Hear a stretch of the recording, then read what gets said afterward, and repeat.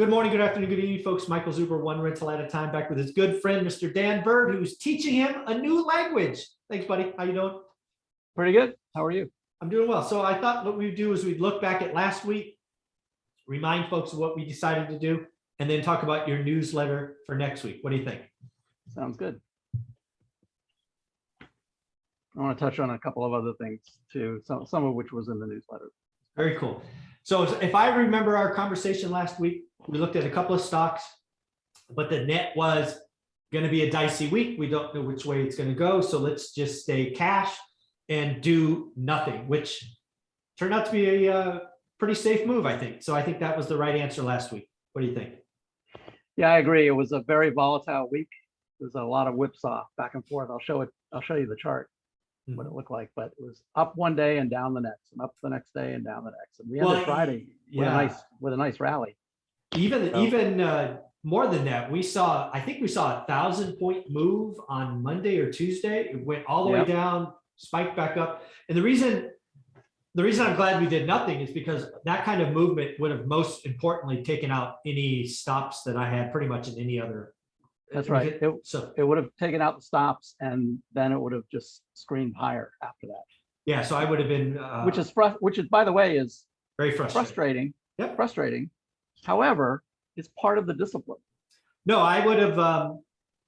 No, it's absolutely part of the discipline. I would not have been upset. One of the mistakes that novice traders make is they put a stop on. The stock moves down just above the stop, and it's continuing to go down, and they're like, oh, I think it's going to turn around, right? It's going to take out my stop and turn around. Yeah. A lot of people blame others for that. They say, oh, the market's against me, or the market makers are doing this, or they can see my stop. They're coming down and taking me out. They're the little 20 shares. Right. I don't care. And that's not how it works. No, it's not. But that is what happens. Yeah, no, but the stop is there for a reason. If it goes down and takes you out and goes right back up again, that's the way it goes. Yeah, no, I agree 1,000%. Let's just remind folks, 1,000-point move in the Dow in a day is not normal. You may have two of those a year, maybe. But yeah, those kind of swings, intraday swings, is not common. So yeah, I'm very happy with what we decided last week. I watched the stock market last week going, good thing I'm not in. So that was awesome. What about next week? You put out your newsletter yesterday. What was in it? What are you talking about? And let's remind people that I'm going to share while I'm talking about this and put my newsletter up. Perfect. So people can see it. Yep. So there's the newsletter. There's the email. If anybody wants it, it's free. I just do it every week for my own purposes, but then I share it with other folks. Yep. So this is an excerpt from this past week. Yesterday, I sent this out. Yeah. One thing that was interesting that I mentioned was this quad 4. The quad 4, basically, these are the 4 quadrants of what the market's doing. You've got inflation and GDP growth. Okay. And sometimes inflation is accelerating and GDP growth is accelerating at the same time. We're in quad 2. If inflation is decelerating and GDP is accelerating, which is what's been happening in the last few years, couple of years, we're in quad 1. Right now, they're saying we're in quad 4. Now who's and they? we're going to learn this in the next couple of months, I think, and I'll actually show you what I mean and why I say that. Yeah, I think if you're watching my channel, I think you've been hearing me talk about inflation accelerating. Those are looking backwards. There was a lot of talk about the base effect. I think it's March or April reversing. I'm going to show you that here. Oh, look at that. Yeah. Very cool. Okay. I'm sorry to interrupt. But that's why this is, quad 4 means GDP growth is decelerating and inflation is decelerating. Do you know when the last time that happened was? I don't. That's a good question. Yeah, I think we might want to look that up. I'm going to guess it was the 80s because this is not very common. Might have been. Yeah. Okay. Sorry. Cool. And then this is from Investors Business Daily, IBD. Yeah. This is every week they put out what they think the market's doing. Right now they say it's in correction. So while we're on this topic, let me show you what I mean or what you mean with those inflation numbers. Mhm. So so the inflation numbers are on a 12-month rolling number. It's not an average. It's not a rolling average. Mhm. It's a rate of change. Yep. The 12-month rate of change. Okay. Mhm. So as of the last one, we had 7% inflation. Mhm. But if you look at the 12-month period, the first 3 months were pretty low. Right. 1.4, 1.7, 2.6. Mhm. But because we're using these 12 months, this is what the chart looks like. And this is what the Fed is using to say inflation is accelerating. We said back here it was accelerating, but it would be transitory, Mhm. that it wouldn't last. But it looks like it's continuing to accelerate. Mhm. So now we need to raise rates. Mhm. Now, do they really need to raise rates? I mean, I think they do. I think they should raise rates because they need to have some ammunition for the next downturn, Mhm. right? No question.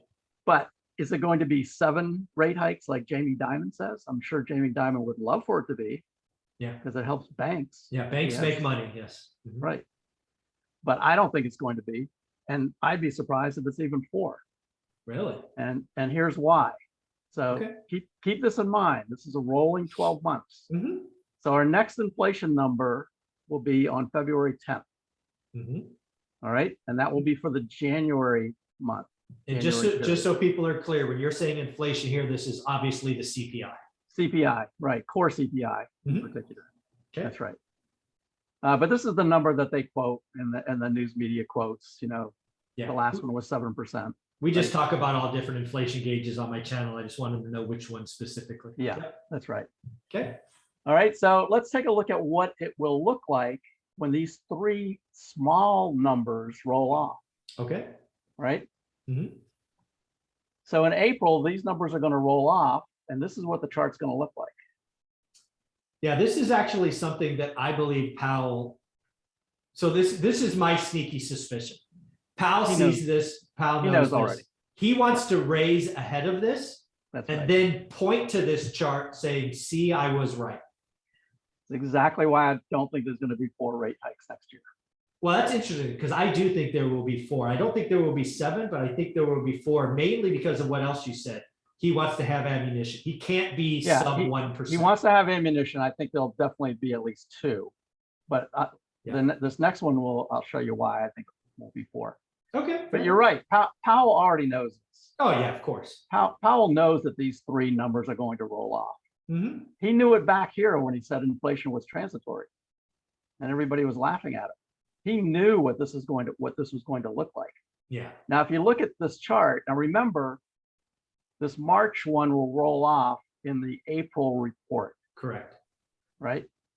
So we'll have to wait till April to see a chart like this. Correct. And it will begin to show that inflation is starting to wane, but it's not convincing yet. Yeah, and that's just to catch you up with the rest of my channel. That's why I think he raises half a point in March. He wants to show that he's the big bad Paul Volcker, and he knows this chart's going to look better, and he wants to talk the market into thinking he's serious. Right. My opinion. Right. So March is here. Mm-hmm. Right. So these 3 will not have rolled off. Only 2 of them will have. Correct. So it's still going to look, it's still going to look like it's pretty bad. Yeah. No, I agree. So he may raise a half a point. That's He'll what definitely I think. raise a quarter of a point. Oh, no question. Okay. All right. I'm betting on a half.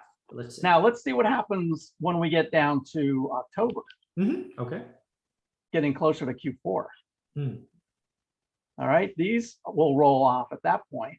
And here's what the chart's going to look like. Mm-hmm.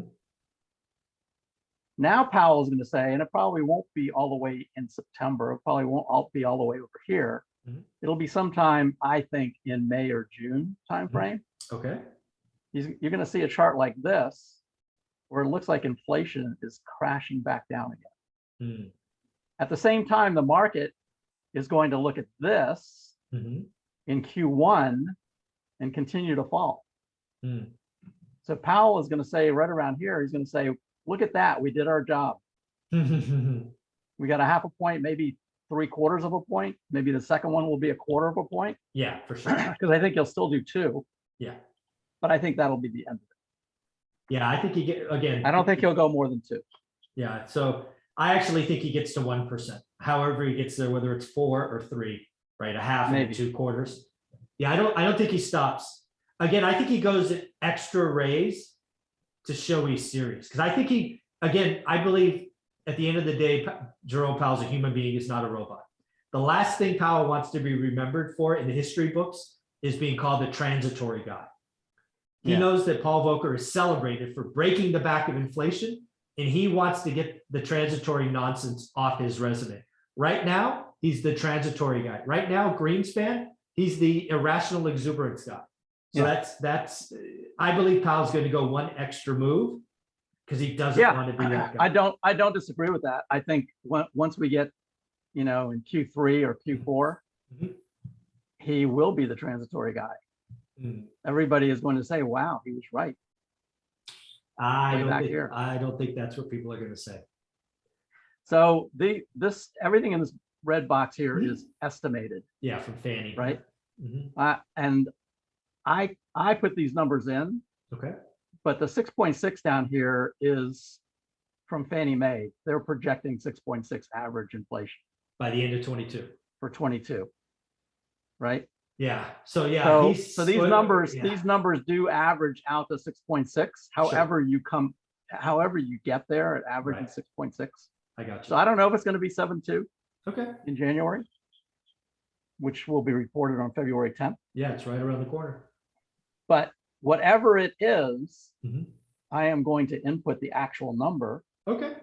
I will keep this at an average of 6.6. Right. And we'll see what this chart looks like as we go along. Well, let's just close on this. So I think if inflation is still north of 5%, I don't think Powell stops at 1%. Again, we've only had to break inflation once, and unfortunately, you had to get the rate above inflation. So right. I mean, I don't know. That's true. That's true, but I don't think he's going to do it as quickly as people think that he's going to. Okay. I think he's going to pause. I think he'll do 2 and then he'll pause. All right. Okay. And then he'll see how far this line actually keeps coming down. Yeah, I don't think there's any chance he pauses until we get to 1%. However, we get there, but that's okay. That's why we do this thing. That's fun. Okay. All right. Well, we'll see. Of course. Yeah. Before we leave this session, let's just talk about where we are right now. Yes, sir. What happened last week and where we are this week.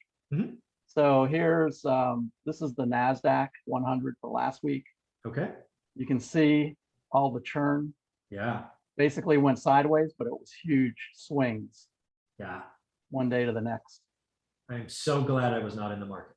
Right. And what do the VIX look like? The VIX spiked way up here to 32. Oh, wow. All right. So the last sell-off we had was over here. The VIX spiked to 31 and then started to come down. So we've spiked to 32 and have started to come down a little bit. Okay.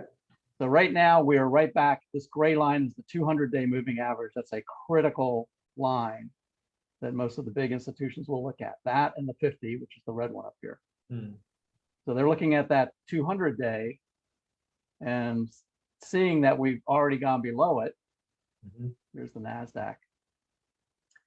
And they are then going to say, let me look at. So this is the NASDAQ on a wider view. Okay. Okay. And the dotted line is the dotted line here is the 200-day. We're underneath. So we're well below it. That's bear market territory. Yep. We are currently in a bear market. Now I think it's a cyclical bear market. Okay. That's inside of a secular bull market. All right. Which means, a year from now we may be right back to the highs again. Okay. But right now, this last week, it's just been nothing but churn. Now, the Fed reported, there were some earnings reported last week. Some of them were good, some of them weren't so good. In general, they were actually 75% were above estimates. So what I think is going to happen is this is a very oversold situation. Okay. You can see the RSI here, relative strength index, very oversold. Okay. All of these are very oversold. I think we're going to get a bounce back up and then probably back up to the reversion to the mean. which is up here between the 21 and the 50 Okay. in this pink area. All right. All right. So if we look at this on the S&P, that's up here to around 45.50 in that area, 45.50, 4600. So last week, I think you indicated you got washed out of your final position. You were sitting in cash. Have you Right. put in, are you putting in trades for this weekend, or are you staying in cash, you think? I will, well, we'll talk about that on the next session. Okay, fair enough. Because I might put some trades in on some of the ones that I'm going to suggest here. Okay. But they will be very short term. Hmm. I had, somebody that I used to work with sent me a note saying, I want your newsletter. And then he sent me another note saying, this is great. What are you in? Tell me what stocks you're in. Yeah. And I sent him a note back saying, I don't do that. Yeah. No. I'll help teach you. Yes. I'll help you learn how to fish. Yeah. But I'm not going to tell you stocks that I'm buying because I could be out of them before you ever get in. Exactly. Yeah, we don't do that here. I'm learning a language. We're not giving stock advice. Yep. Right. Okay. So I think the market is going to get back up here to this reversion to the mean. And then, so anything that we do or anything that I do this week is going to be very short term. And now, when you say very short term, just so people hear. So what do I mean by short term? Yeah. So let's think about what's coming up. On Friday, we have the jobs number. Yeah. Did you hear? I actually talked about that this weekend. The expectation is 199,000 jobs created in the month of January. But lo and behold, the economic advisor to the president of the United States actually is talking about it being a negative number potentially. Yeah, I'm not sure it's going to be negative, but I think it will be well below 190. Oh yeah, I'm taking it. I think it's going to be. I think it's going to be a disappointing number. Okay. And then on February 10th, which is the next Thursday, the inflation number comes out, which is going to be probably the ugliest, the last ugly number. Right. So I'm joy. I'm estimating 7.2. Yeah. Who knows what it's going to be, but it's not going to be a good one. Well, we just got that PCE last week. That was the highest ever. So yeah, it makes sense. And that chart is going to look like it's continuing higher. So it's just going to reinforce the Fed. Yeah. Probably a half a point in March. And the market will hate it. Now, this coming week, we've got reports from Google, Tesla. No, Tesla was last week. Tesla was last week, but Google, Facebook, and there's one other one coming this week. Oh, I have a whole list. I think their reports are actually going to be pretty good. Yeah, let me see. I have the list of all the. I did that this morning. So we have let's see, of the tech companies, you got AMD, PayPal, Starbucks, Alphabet on Tuesday, Facebook or Meta. Amazon's the one you're probably thinking of. Amazon, yeah. It's Thursday, yeah. Right. Yep. Okay. So what's going to happen? So this is the last one I'll show you here. This is a chart of the S&P. These channels here are the average true range channels. Yeah. So it shows the extremes basically. When it gets to the extremes, it'll come back and revert to the mean, the middle. This so we broke that third. So we're like really oversold. We are not quite into the third. We still have more room to go. But what I wanted to highlight here is this is the 2018 correction. Okay. Back here. This is the percentage from the 50-day moving average before we started going back up again. 15%. So in my channel, folks, when I've talked about the Q4 18 from a real estate angle, this is the stock side. Yeah. Yeah. Okay. So in 2018, this was the correction went down a little more than 15% from the 50-day moving average. Yep. And then the COVID correction went down 27% from the 50-day. That's not from the high. That's from the 50-day moving average. Oh, I got you. Which is this red dotted line right here. So the 50-day moving average moved a total of 27%. 27% from there. So think of that as from there. Think of that as the midpoint. Got it. Of the move. Got it. Right. Okay. So when 15% in 2018, 27% in the COVID correction. Okay. So what would that mean? Right now we're sitting right at the 50-day on a weekly. This is a weekly chart. Okay. Right at the 50 on the weekly chart. What does that mean if it goes 15%? That means all the way down here, 3,700. Okay. And that's where I think we're headed. 37. Okay. All right. I think we're going to get a bounce first. Okay. Back to the mean. Yep. Then the inflation numbers will come out. Ugly, Be ugly, headed right ugly. back down again. Okay. All right. Well, thank you very much for doing this. In episode 3, actually, why don't you show your newsletter one more time, please? Your email, because a lot of people have asked for it. I will read it just in case this is on a podcast. It is breakpointtrading@gmail.com. It is something I'm on, folks. I get it every week. This week was Saturday. Sometimes it's Sunday. But it's always interesting to see, and it's a good read. So, Dan, thank you very much for doing this. Episode number 3, we're going to look at some stocks and see if I want to place a trade. Thanks, buddy. Sounds good. Take care.